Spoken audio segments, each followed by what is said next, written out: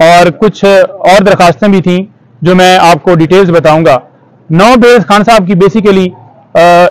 Anti terrorism court سے اور 6 ان کی ڈسٹرکٹ کورٹ سے خارج ہوئی تھیں۔ تمام آرڈرز کو ہم نے اسلام آباد ہائی کورٹ کے اندر چیلنج کیا، جو کہ آج سماعت کے لیے فکس تھی۔ اس بنیاد کے اوپر خارج ہوئی کہ خان صاحب پیش نہیں ہوئے، عدم پیروی کی وجہ سے خارج کی گئی۔ اب بات یہ ہے کہ قانونی طور پر ویڈیو لنک کے ذریعے بھی حاضری لگائی جا سکتی تھی، یا پھر ان کو طلب کر لیا جاتا، جو کہ ہم نے متعلقہ کورٹ سے گزارش کی، لیکن ہماری درخواست منظور نہیں کی گئی اور خان صاحب کی بیل جو ہیں ٹیکنیکلی بنیادوں کے اوپر خارج کر دی ہے۔ آج ہم نے وہی گزارش یہاں پر کی ہے اور 6 کی حد تک جو ہے سماعت ہوئی، اور 3 بیلز کیونکہ درخواستیں جو ہیں وہ ہماری پینڈنگ ہیں ڈی بی کے اندر، تو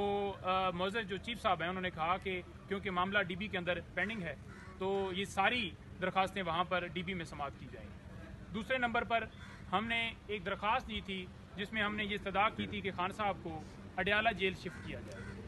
کیونکہ جو ہمایوں دلاور صاحب کا فیصلہ تھا اس کے مطابق جو انہوں نے سزا دی اس میں واضح طور پر انہوں نے اڈیالہ جیل کے اندر جو ہے وہ اریسٹ کر کے رکھنے کا کہا، لیکن غیر قانونی طور پر ایک ایسا آرڈر کیا گیا جس کے ذریعے خان صاحب کو اٹک جیل شفٹ کیا گیا۔ آج پوزیشن یہ ہے کہ اس کیس کے اندر تو خان صاحب کی بیل ہو گئی ہے، لیکن اس کے باوجود وہاں پر رکھا جا رہا ہے، اور کس آرڈر کے تحت؟ کوئی آرڈر نہیں ہے، کوئی نیا آرڈر نہیں ہے، غیر قانونی گرفتاری اس وقت جو ہے وہ وہاں پر ان کی جو ہے وہ اریسٹ ہے، کسی طرح سے قانونی طور پر ان کا جو ہے وہ وہاں پر رکھنا ایک منٹ بھی کوئی جواز نہیں۔ اور آج ہم نے یہ دیکھا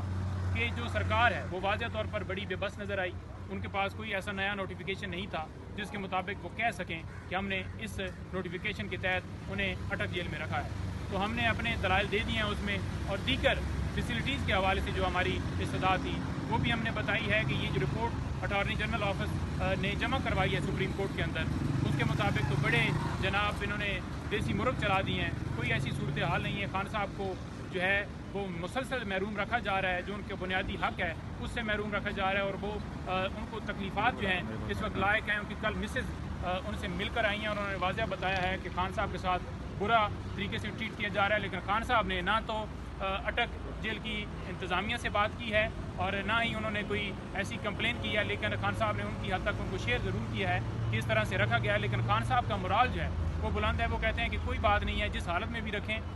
1000 سال رکھیں، اس سے بدتر صورتحال میں رکھیں، میں ہر طرح کے امتحان سے گزروں گا اور اپنی قوم کے لیے ہر طرح کی جو مشکل ہے اس کو فیس کروں گا۔ لیکن ہم نے متعلقہ کورٹ سے ابھی استدعا کی ہے ہائی کورٹ سے کہ یہ ہماری گزارش جو ہے قبول کی جائے اور خان صاحب کو قانون کے مطابق جو ان کا حق ہے وہ دیا جائے۔ اور ہم نے یہ استدعا کی کہ ڈاکٹر کی ایکسیس ہو یا لائر کی ایکسیس ہو، ان کو ایکسیس نہیں دی جا رہی، اور ایک ایسی جیل جو کہ واضح طور پر سرکار کی رپورٹ کے اندر بھی یہ ہے کہ 100 سال پرانی یہ جیل ہے، جس کے اندر جو ہے وہ نامعلوم افراد جو ہیں وہ ان کی تعداد جو ہے بہت زیادہ ہے، اور ایسا وہاں پر عمل ہے کہ ہمیں خان صاحب کی جان کو وہاں پر خطرہ ہے۔ اور یہ بات واضح طور پر خان صاحب نے خود کی، اور یہ بات انہوں نے لطیف کھوسہ صاحب سے کی، جو کہ انہوں نے پریس کانفرنس کے اندر بھی ذکر کیا کہ خان صاحب کی جان کو خطرہ ہے۔ خطرات کی بنیاد کے اوپر ہم نے یہ بھی بتایا کہ جو اڈیالہ جیل ہے وہاں پر کوئی ایسا خطرہ نہیں ہے، وہ زیادہ سیکیور جو ہے وہ جیل ہے، اور خان صاحب کو جو ہے اڈیالہ جیل شفٹ کیا جائے، قانون کے مطابق شفٹ کیا جائے،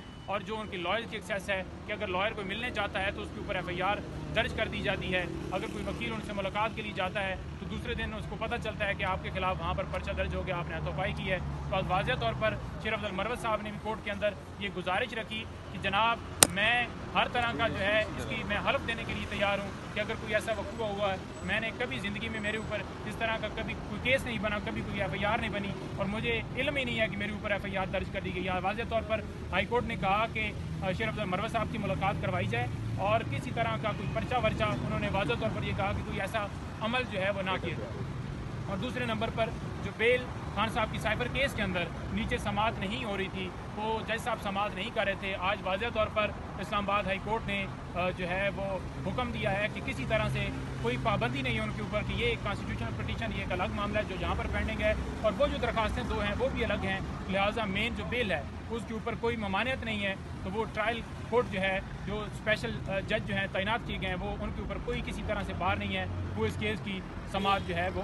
کر سکتے ہیں اور بیل جو ہے سن سکتے ہیں۔ جی کل ضمانت ہو جائے گی سائبر کیس میں؟ دیکھیں جی، ہماری تو یہ اس کے اندر استدعا تھی کہ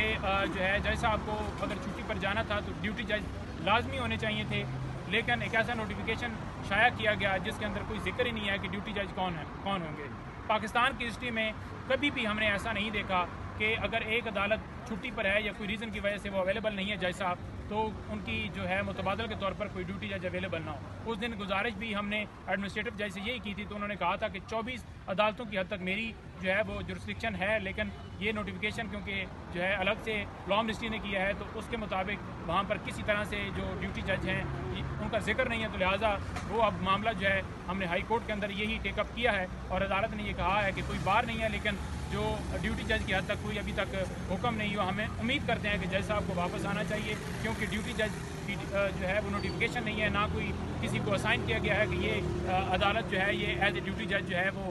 رسپونڈ کرے گی. تو لہٰذا جج صاحب کو آنا چاہیے اور خان صاحب کو بنیادی جو آئین جو ہے حق دیتا ہے فیئر ٹرائل کا, ان کو انصاف ملنا چاہیے. جسٹس جو ہے ڈیلیڈ جسٹس ڈینائڈ یہ والا فارمولہ نہیں ہونا چاہیے اور ان کو